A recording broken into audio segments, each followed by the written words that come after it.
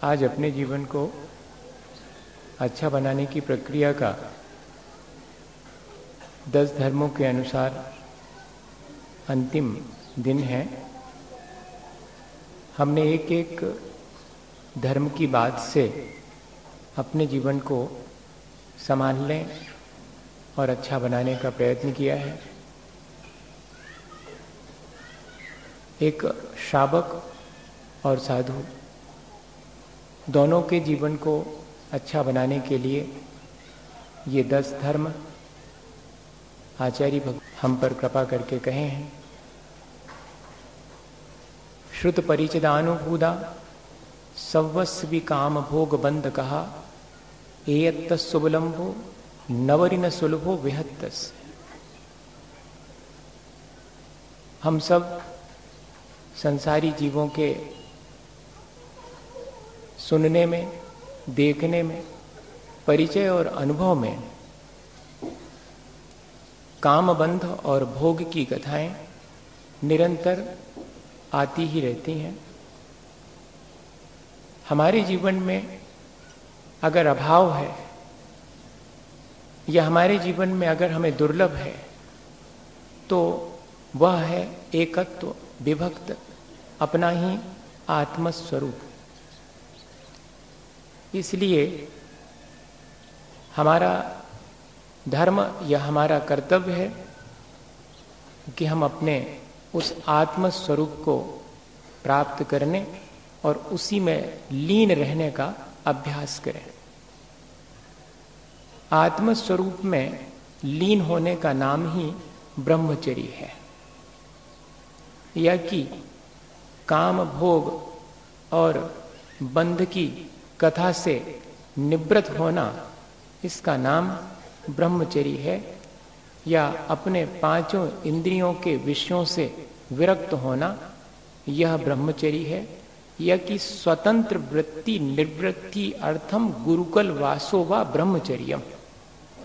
अपनी स्वच्छंद वृत्ति को रोक करके गुरुजनों के अनुसार उनके चरणों में या उनकी आज्ञा से अपना जीवन व्यतीत करना, यह भी ब्रह्मचर्य है। एक गृहस्थ को यह 2 रूपों में अभ्यास करने के लिए आचार्य भगवंतों ने उपदेश दिया है।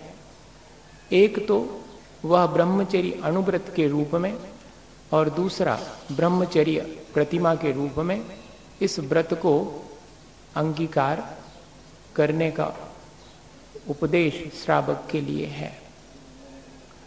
बड़ा आश्चर्य लगता है कि काम सेवन से पूर्णतः निवृत्त नहीं होने पर भी उसे ब्रह्मचर्य अणुव्रत कहा गया।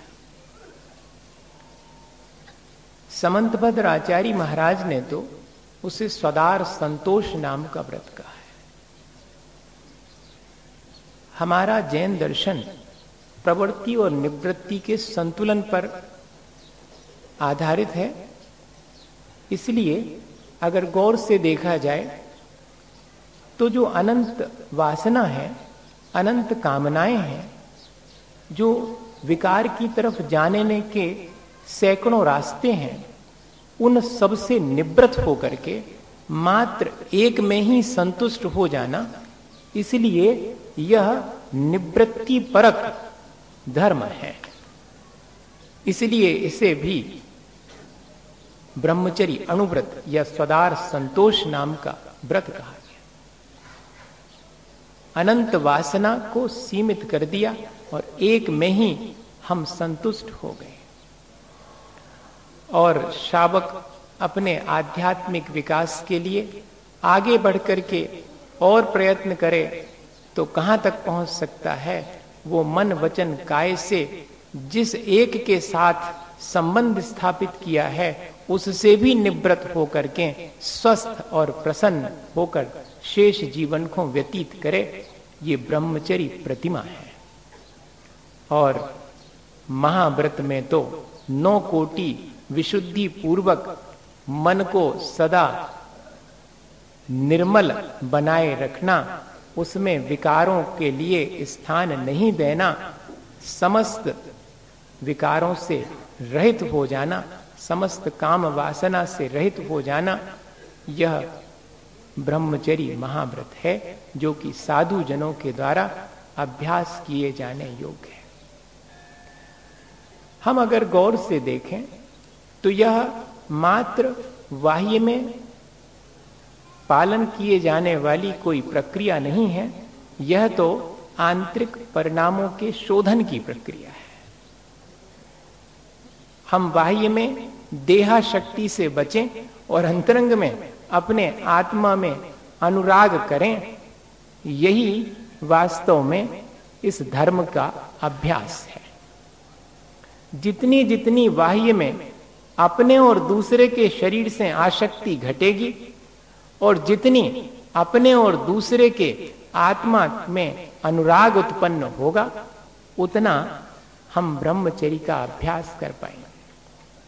इसलिए 4 बातें हम समझने की कोशिश करें जिससे कि इस धर्म का हमारे जीवन में प्रादुर्भाव हो, प्रगटीकरण हो। यह हमारे जीवन में विद्यमान है, पर इस पर जैसे आकाश में बादल छा जाते हैं तो आकाश की जो निर्मलता है वो ढक जाती है, आकाश का जो नीलापन है वो फिर दिखाई नहीं देता। ठीक ऐसे ही हमारे मन के आकाश में जब विकार उसे आच्छादित कर लेते हैं तो हमारी निर्मलता ढक जाती है, वो कहीं जाती नहीं है, वो विद्यमान है। हमें सिर्फ ये करना है कि अपने उन विकारों के बादलों को हटा करके अपनी उस स्वच्छता और निर्मलता को प्राप्त करना है। वो हटेंगी कैसे? जिसकी स्वस्थ मानसिकता हो, जिसका इंद्रियों के विषयों से विरक्त होने का अभ्यास हो, जो कल्याण मित्र की संगति करे और भगवान के प्रति भक्ति भाव रखे, ये 4 बातें जिसके जीवन में हैं वो बहुत आसानी से इस धर्म को अपने जीवन में उद्घाटित कर सकता है। स्वस्थ मानसिकता के मायने क्या है? दूसरे के प्रति हमारा जो सोच है वो सकारात्मक हो, निर्विकार हो। उत्तम ब्रह्मचर्य मन आनो, माता बहन सुता पहचानो। मेरे मन में जब भी किसी दूसरे को देख करके विचार उत्पन्न हो तो अत्यंत स्वस्थ हो। स्वस्थ विचार के मायने क्या है? यही कि मेरे से कोई बड़ी है, वो मेरे मां के समान है, ये स्वस्थ विचार है।